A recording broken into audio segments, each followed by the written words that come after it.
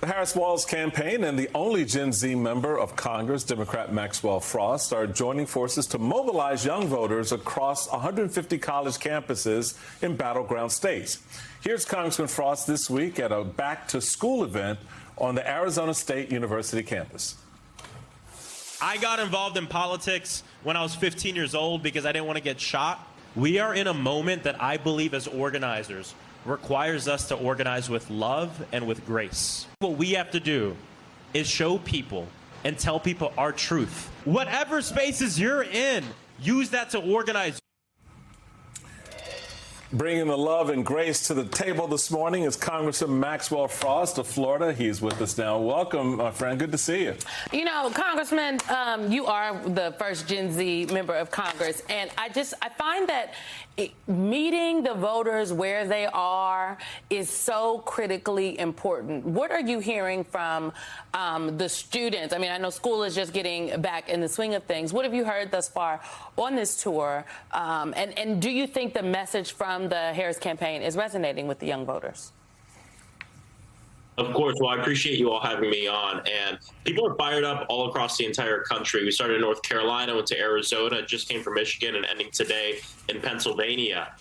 The rooms are packed. Students are excited to go organize. But the other thing is there's a lot of people coming to these events who aren't the typical politically active students, which is really what gives me a lot of hope. We're obviously happy to have a lot of our super active volunteers and organizers there. But after the event, when I'm taking photos with folks and they're telling me this is the first political event I've been to, I didn't do anything with politics before this, but I feel inspired by this campaign. I feel inspired by Kamala Harris and Tim Walz, and now I want to get involved. That is when you have real cultural power. And that's that difference between politicians that want to use culture for their campaign and politicians who just want to be a part of culture. It's more authentic and organic, and we're seeing that across the country right now with young voters. Congressman, you've got NPR reporting how much the Harris-Walz ticket needs Gen Z voters. The campaign tells NPR that it plans to invest in new digital ads on campus and social media, double its youth organizing staff around the country, and launch a college campus tour in battleground states. So that's the infrastructure part of this, which is an important asset. As a former chairman, I can tell you how important it is to get someone like you not just elected, but then once elected, to get your voice out there, which is the next part of this, where you have Kamala Harris in a video message to students for the campaign on Tuesday saying this to young voters.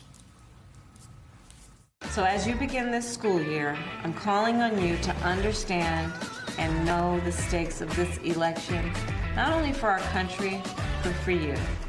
And please, know your power, get out there and vote. It's going to make a difference. So you see, Congressman, the balance of to the point that you were just making about how the campaign needs to approach this, the infrastructure, putting in place that piece that's going to mobilize that vote, but then the messaging and having a face like yours in presence with students to show it's real. What do you think of that strategy, and how do you see it playing out in the battleground states for sure, but across the country?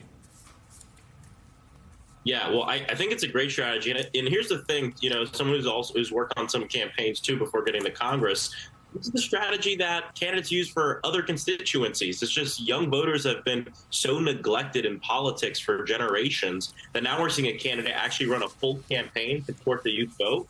And people are saying, whoa, this is out of this world. But she's running what we would do to reach other constituencies, crafting a message that was honed with that constituency in mind, bringing young people into the table, dispatching key surrogates, and even the principals going to the campuses themselves to connect with people. The vice president was one of the first people to do a nationwide college tour last year before she was even running for president, which just shows that she really cares about the voices of young people and bringing them in. The thing that, you know, really warmed my heart about that college tour is it wasn't just her giving big speeches to everybody. She was doing panel conversations. She was talking with young people, bringing them in, wanting to understand what they have to say. So what the campaign is doing is simple. It's what we see campaigns across this country do with other constituencies. It's just we've been so neglected. But Kamala Harris doesn't care how young you are. She doesn't even care if you're old enough to vote yet. She wants to hear your voice if you're a young person, because she wants to fight the climate crisis, because she wants to get this housing crisis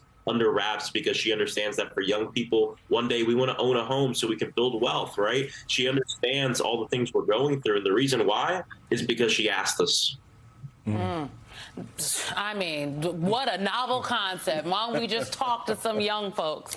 You know, Congressman, I have, and I will just note, you know, people, sometimes, you know, the seasoned folk, I'm not talking about the chairman over here, but sometimes other seasoned people don't understand the difference between Gen Z, millennials, right? They just group us all in one, you know, big pot. But Gen Zers or anyone born after 1997 and after, you just barely made the cut. You could have been a millennial if you was a year earlier.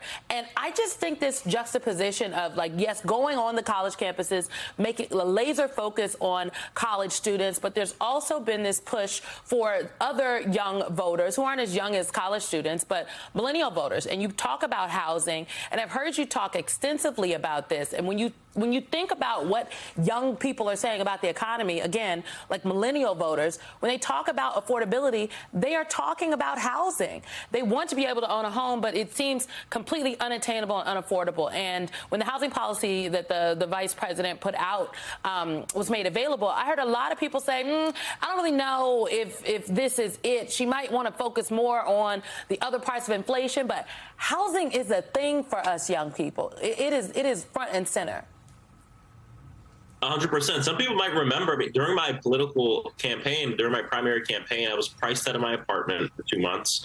And the joke I always told myself is, well, if I win, at least I won't have to deal with this housing problem anymore. Then I won. And as a congressman elect in D.C., I got denied to every apartment I applied to because my credit was poor, because I ran up credit card debt, because you don't get paid to be a candidate for Congress. And so this is something happening to young people across the entire country. I'm actually honored. I have one of the first satellite congressional offices on a college campus in my district. And the top issue, one of the top 3 issues that young people come to us and need help with is housing insecurity and rising housing costs. And I'll be honest, I think both parties could have done a good job over the last several decades of providing what a good housing platform can look like, but not anymore. Kamala Harris, one of the first things she put forth was a housing platform to build, number one, 3 million new homes for potential buyers and also tenants, but also ensure that we have good consumer protections, capping rent increases at 5%, and also incentivizing localities to get rid of exclusionary zoning laws. That way we can build more affordable housing near opportunity and near where people want to work. And this is one of the top issues for young people in this country, that rent is too damn high and that one day they want to own. You know, it's that joke that, you know, our parents and people are telling us to buy a home, but, you know, they bought a home for 2 raspberries. So, you know, we need to make sure that this housing problem under wraps. And I'm telling you, as I've been traveling, it's one of the top things young people have been telling me. I feel seen by this campaign because they're talking about rising housing costs. And it's not that we can't afford this because we've been living beyond our means. It's because we feel like we've been denied the means to live. And out of these 2 candidates, she's the one that's recognizing that and putting forth a platform for it.